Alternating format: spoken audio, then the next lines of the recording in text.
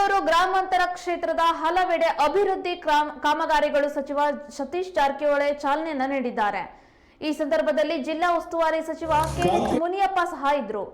ದೇವನಹಳ್ಳಿ ಪಟ್ಟಣ ಹಾಗೂ ವಿಜಯಪುರ ಪಟ್ಟಣದಲ್ಲಿ ಕಾಮಗಾರಿಗಳಿಗೆ ಶಂಕುಸ್ಥಾಪನೆಯನ್ನ ಮಾಡಲಾಯಿತು.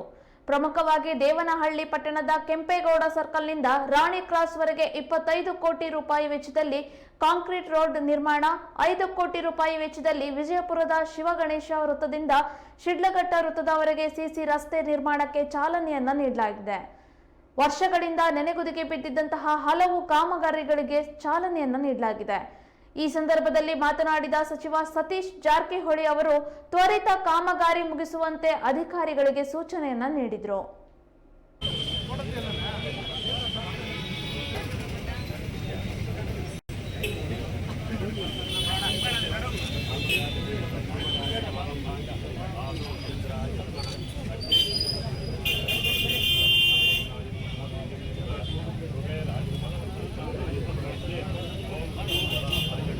ವರ್ಗದವರೇ, ಇಲ್ಲಿ ಬಂದಂಥ ಎಲ್ಲ ನಮ್ಮ ಸರ್ಕಾರದ ಆಶೆ ಆಗಿದೆ. ಆ ನಿಟ್ಟಿನಲ್ಲಿ ಇವತ್ತು ಕೆಲಸ ಬೇಗ ಪ್ರಾರಂಭ ಆಗ್ತದೆ. ಒಳ್ಳೆಯ ಗುಣಮಟ್ಟದ ರಸ್ತೆ ಆಗಬೇಕಂತ ನಮ್ಮೆಲ್ಲರ ಆಸೆ ಇದೆ. ಜೊತೆಗೆ ಹಲವಾರು ಸಚಿವರು ಅವರ ಕಾರ್ಯಕರ್ತರಿಗೆ ಇವತ್ತು ನಮ್ಮ ಗಮನಕ್ಕೆ ತರುವಂಥ ಪ್ರಯತ್ನವನ್ನು ಮಾಡಿದರೆ ಸುಮಾರು 40 ಕೋಟಿ ಅನುದಾನ ವಿವಿಧ ರಸ್ತೆಗಳಿಗೆ ಕೇಳುವಂಥ ಪ್ರಯತ್ನ ಮಾಡ್ತಾರೆ. ಈಗಾಗಲೇ ತಮ್ಮ ಭಾಷೆಯಿಂದ ಹೇಳಿದ್ದಾರೆ, ಅದು ಒಂದೇ ಸರ್ಕಾರ ನಿಜ.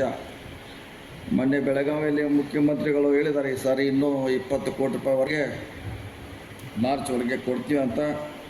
ಇನ್ನು 20ನ ಮುಂದಿನ ನಮ್ಮ ಬಜೆಟ್ನಲ್ಲಿ ಕೊಡುವಂಥ ಪ್ರಯತ್ನ ಮಾಡೋಣ. ಒಟ್ಟು 40 ಕೋಟಿ ರೂಪಾಯಿಯನ್ನು 2 ಹಂತಗಳಲ್ಲಿ ಕೊಡುವಂಥ ಪ್ರಯತ್ನವನ್ನು ನಾವು ಮಾಡ್ತೀವಿ. ಈ ಸಾರಿ 20, ಬಹುಶಃ ಮುಂದಿನ ಬಜೆಟ್ನಲ್ಲಿ 20 ಕೊಡುವ ಮೂಲಕ ಏನು ಬಹುದಿನಗಳ ತಮ್ಮ ಬೇಡಿಕೆ ಆಗಿದೆ, ಕನಸಾಗಿದೆ, ಅದನ್ನು ಪೂರೈಸುವಂಥ ಪ್ರಯತ್ನವನ್ನು ಖಂಡಿತವಾಗಿ ನಮ್ಮ ಸರ್ಕಾರ ಮಾಡ್ತದೆ.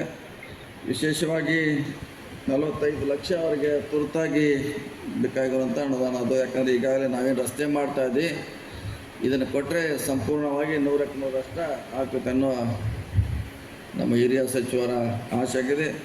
ಖಂಡಿತವಾಗಿ ಇದನ್ನು ಇದೇ ಬಜೆಟ್ನಲ್ಲಿ ಅದನ್ನು ಕೊಟ್ಟ ಪೂರ್ಣ ರಸ್ತೆ ಮಾಡುವಂಥ ಪ್ರಯತ್ನ ನಮ್ಮ ಇಲಾಖೆ ಮಾಡ್ತಾರೆ. ಸೊ ಇನ್ನೂ ಹಲವಾರು ಕನಸಾಗಿದೆ ನಮ್ಮ ಇಲಾಖೆ. ಈ ಸಾರಿ ಭಾಳ ಮಳೆ ಆಗೋದ್ರಿಂದ ಭಾಳ ರಸ್ತೆ ನಮ್ಮದು ಕೆಟ್ಟರೂ ಕೂಡ ಅದನ್ನು ಗುಂಡಿ ತುಂಬುವಂಥ ಕೆಲಸ ಈಗಾಗಲೇ ಪೂರ್ಣ ಪ್ರಮಾಣದಲ್ಲಿ ನಡೀತಾ ಇದೆ. ಹಿಂದಿನ ಸರ್ಕಾರದಲ್ಲಿ ಭಾಳಷ್ಟು ಕೆಲಸ ಆಗಬೇಕಾಗಿತ್ತು, ಆದರೆ ಅಷ್ಟು ಪ್ರಮಾಣದಲ್ಲಿ ಆಗದೇ ಇರೋದ್ರಿಂದ ಎಲ್ಲ ಒತ್ತಡ ಅದು ಮುನಿಯಪ್ಪನವ್ರ ಮೇಲೆ ಇರ್ಬೋದು, ಬೇರೆ ಸಚಿವರ ಮೇಲೆ ಇರ್ಬೋದು, ನಮ್ಮ ಇಲಾಖೆ ಮೇಲೆ ಕೂಡ ಭಾಳಷ್ಟು ಒತ್ತಡ ಇದೆ. ಅವರು ಕೂಡ ಸ್ವಲ್ಪ ಆದರೂ ಕೂಡ ಮಾಡಿದರೆ ಸ್ವಲ್ಪ ಒತ್ತಡ ಕಡಿಮೆಯಾಗಿ ಇನ್ನೂ ಶರವೇಗದಲ್ಲಿ ಕೆಲಸ ಮಾಡ್ಬೋದಾಗಿತ್ತು. ಹೀಗಾಗಿ ಅದೇನಿದ್ರೂ ಕೂಡ ಸಿದ್ದರಾಮಯ್ಯ ಸರ್ಕಾರದಲ್ಲಿ ನಾವು ಅದು ಹಿಂದೆ ಆಗದಿರುವಂಥ ಕೆಲಸಗಳನ್ನು ಕೂಡ ಈ ಅವಧಿಯಲ್ಲಿ ಮಾಡುವಂಥ ಪ್ರಯತ್ನವನ್ನು ನಾವು ಖಂಡಿತವಾಗಿ ಮಾಡ್ತಾಯಿದ್ದೀವಿ.